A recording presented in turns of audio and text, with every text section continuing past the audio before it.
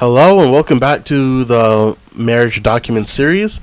Today we're going over misconception of the mother's work.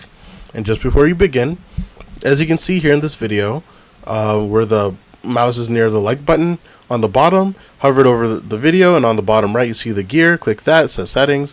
Click playback speed, and then you scroll to the bottom and click ×2.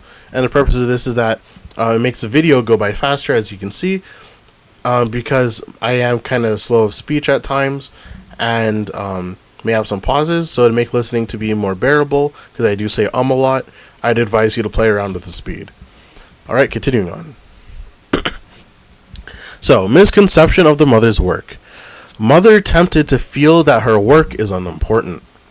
The mother's work often seems to her an unimportant service. It is a work that is rarely appreciated. Others know little of her many cares and burdens. Her days are occupied with a round of little duties, all calling for patient effort, self-control, for tact, wisdom, and self-sacrificing love. Yet, she cannot boast of what she has done as any great achievement. She has only kept things in the home running smoothly. Often weary and perplexed, she has tried to speak kindly to the children, to keep them busy and happy, and to guide their little feet in the right path. She feels that she has accomplished nothing, but it is not so. Heavenly angels watch the careworn mother, noting the burdens she carries day by day. Her name may not have been heard in the world, but it is written in the Lamb's book of life. The true wife and mother will perform her duties with dignity and cheerfulness, not considering it degrading to do with her own hands whatever it is necessary to do in a well-ordered household, regarded as inferior to mission service. What an important work, and yet we hear mothers sighing for missionary work. If they could only go to some foreign country, they would feel that they were doing something worthwhile. But to take up the daily duties of the home life and carry them forward seems to them like an exhausting and thankless task. Mothers who sigh for a missionary field have one at hand in their own home circle. Are not the souls of her own children as much value as the souls of the heathen? With what care and tenderness should she watch their growing minds and connect God with all their thoughts?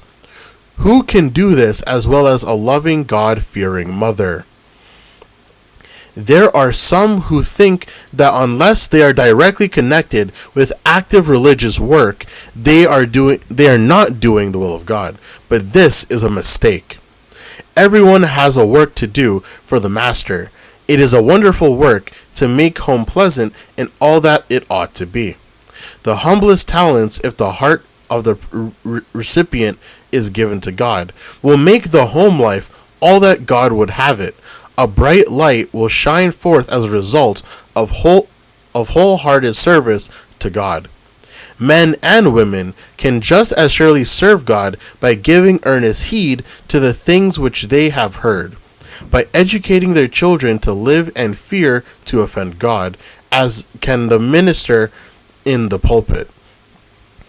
These women who are doing with ready willingness what their hands find to do, with cheerfulness of spirit, aiding their husbands to bear their burdens and training their children for God, are missionaries in the highest sense.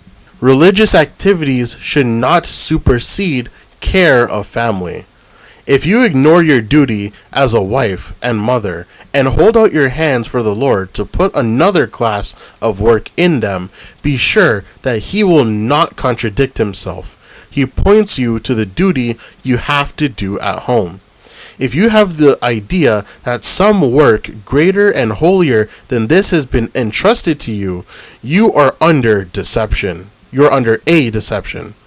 By faithfulness in your own home, working for the souls of those who are nearest to you, you may be gaining a fitness to work for Christ in a wider field. But be sure that those who are neglectful of their duty in the home circle are not prepared to work for other souls. The Lord has not called you to neglect your home and your husband and children. He never works in this way, and he never will. Never for a moment suppose that God has given you a work that will necessitate a separation from your precious little flock. Do not leave them to become demoralized by improper associations and to harden their hearts against their mother. This is letting your light shine in a wrong way. Altogether, you are making it more difficult for your children to become what God would have them and win heaven at last. God cares for them, and so must you if you claim to be his child.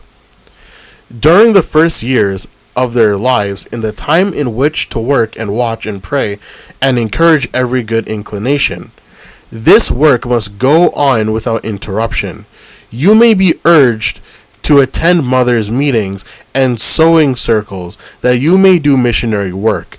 But unless there's a faithful understanding instructor to be left with your children, it is your duty to answer that the Lord has committed to you another work which you can in no wise neglect.